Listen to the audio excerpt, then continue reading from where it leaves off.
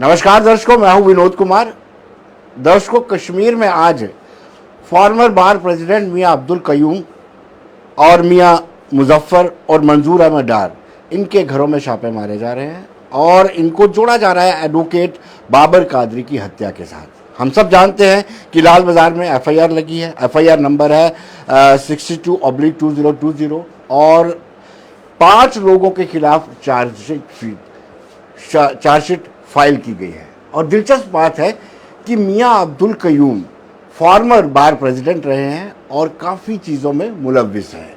कहा जाता है, जो सोर्सेज बता रहे हैं कि वो आतंकवाद को प्रमोट करने में या फिर यूँ कहा गया तथाकथित आज़ादी को प्रमोट करने में उनकी बड़ी भूमिका रही है। वो लीगल एडवाइज़र रहे हैं अलीशा गिलानी के, और कहीं ना कहीं बहुत सारे सबूत जुटाने के बाद ही पुलिस ने उन पर हमला किया है, पुलिस ने उनकी छानबीन शुरू की है। पहली बात हम आपको बता दें कि मियां अब्दुल कयूम ने 1976 में वकालत शुरू की थी श्रीनगर के जिला कोर्ट में, यानी 1976 में उन्होंने अपना प्रोफेशन शुरू किया और प्रोफेशन शुरू किया एज ए वकील फ्रॉम डिस्ट्रिक्ट कोर्ट श्रीनगर। वो chief legal adviser Alisha Gilani के बने 1987 में। हम सब जानते हैं कि 1987 में जब रिगिंग के आरोप लगते हैं तो कहते हैं कि आतंकवाद की जननी वहीं से शुरू हुई। 1990 में मियां अब्दुल कयूम की बात कर रहा हूँ। जो दर्शक अभी मेरे साथ जुड़े हैं वो अपने कमेंट बॉक्स में जाकर के लिख सकते हैं।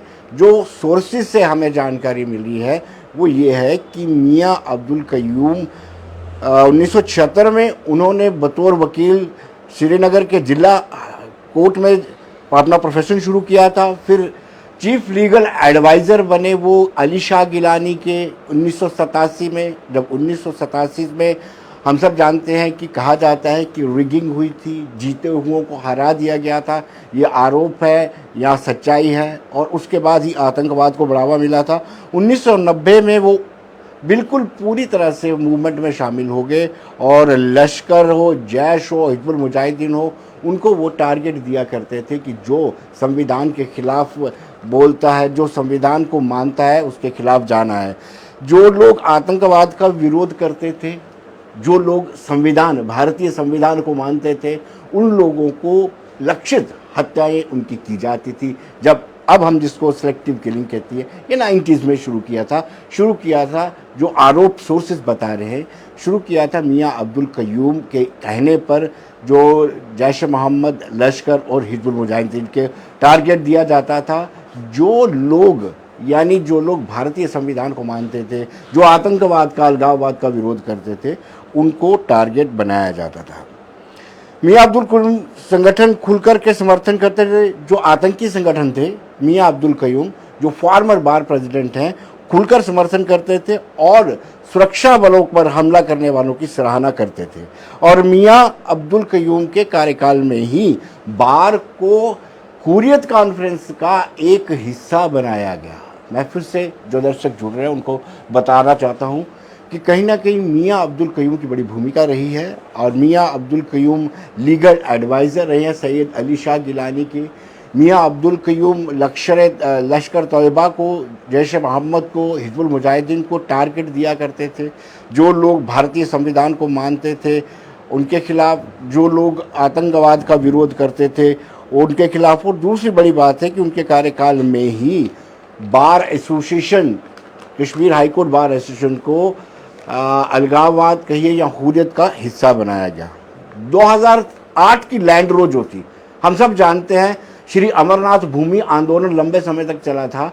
उस लैंड रो के दौरान युवाओं को घाटी में उकसाने का काम या उकसाने का आरोप भी मियां अब्दुल कयूम पर लगता आ रहा है। और ये सूत्र बता रहे हैं कि मियां अब्दुल कयूम कहीं ना कहीं उस लैंड रो के दौरान युवाओं को उकसाने में बड़ा काम करते थे। दूसरे जो एविडेंस ये भी मिल रहे हैं कि जब जब आतंकवादी मरता था, किसी आतंकवादियों को न्यूट्रलाइज किया जाता था, मियां अब्दुल कयूम उनके आवास में जाते थे, फ्रीक्वेंटली विजिट करते थे उन एरिया का, इनकाउंटर साइट पे भी वो जाते थे और कहीं ना कहीं उनकी परिवार की हौसला अफजाई करते थे जिनके आतंकवादी मारे जाते थे।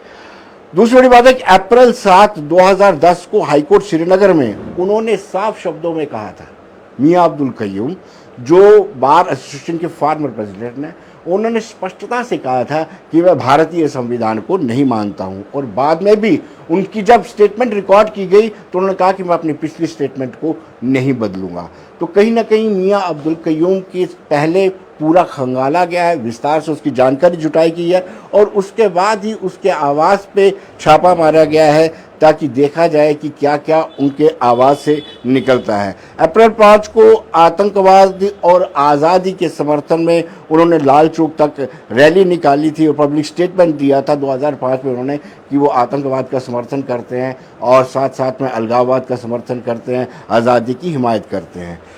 2007 में उन्होंने एक सेमिनार, कायदे-ए-आज़म जो मुस्लिम लीग द्वारा सेमिनार आयोजित किया गया था, बड़ा इंपॉर्टेंट है, कायदे-ए-आज़म मुस्लिम लीग द्वारा सेमिनार का आयोजन किया गया मोहम्मद अली जिन्ना के ऊपर, उस सेमिनार में भी उन्होंने शिरकत की थी। तो जो पहले ही मैंने आपको बताया कि 2008 के लैंड रो में उनकी बड़ी सक्रिय भूमिका रही है, कहीं ना कहीं अब उनका पुलिस के शिकंजे से बच पाना कठिन हो जाएगा, जिस तरीके से पुलिस ने इन्वेस्टिगेशन किया है या जिस तरीके से मैंने बताया। अक्टूबर 2008 में उन्होंने लाल चौक तक रैली निकाली थी, ये आज़ादी के समर्थन में रैली थी, और रैली में आज़ादी के समर्थन में नारे भी लगाए गए और मियां कयूम भी इस रैली में मौजूद थे। मार्च 2000 कुपवाड़ा में आतंकवादी मारे गए थे, उनको मुजाहिदीन कहा गया था, और ये बड़ी बात ये थी जो पत्थरबाज अरेस्ट होते थे, जो आतंकवादी अरेस्ट होते थे, उनको फ्री लीगल सर्विसेज देते थे, और कहा जाता है कि इस लीगल सर्विस के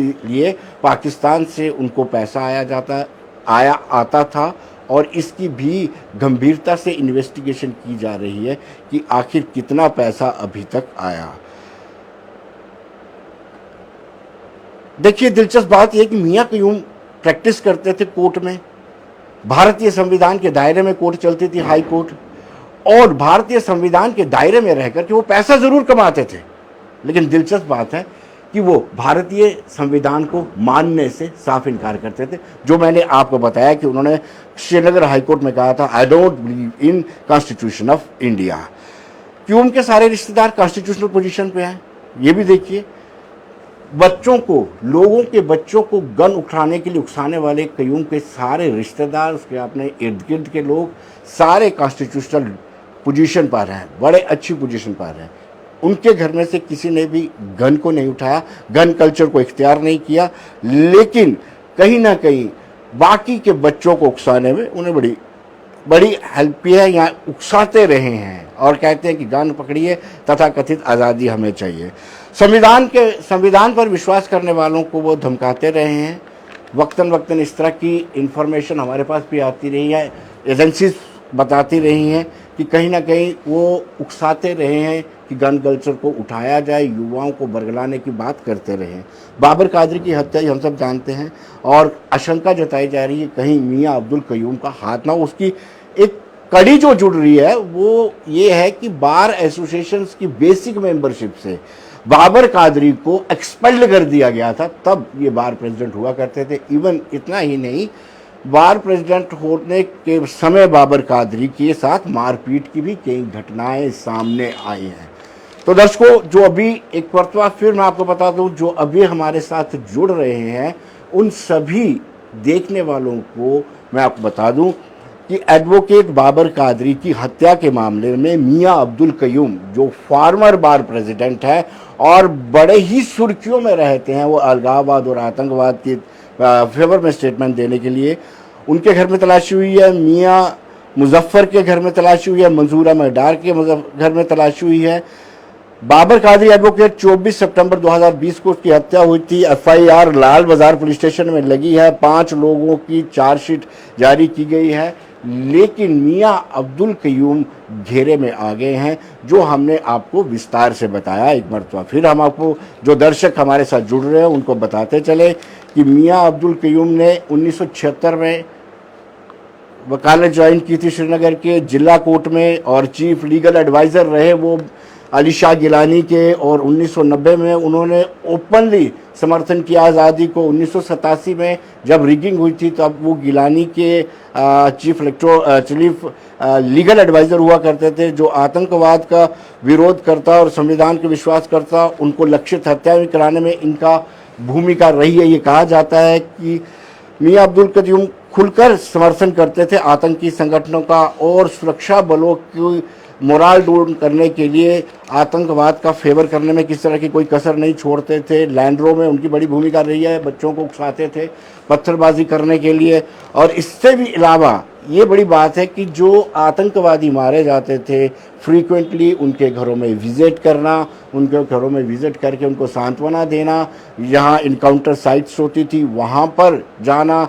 अप्रैल 7, 2010 को हाई कोर्ट श्रीनगर में ये कहना है कि मैं भारतीय संविधान को नहीं मानता, और दूसरों 2005 को आतंकी और आज़ादी के लिए पब्लिक स्टेटमेंट दिया था उन्होंने आतंकवाद के फेवर में और तथाकथित आज़ादी के फेवर में।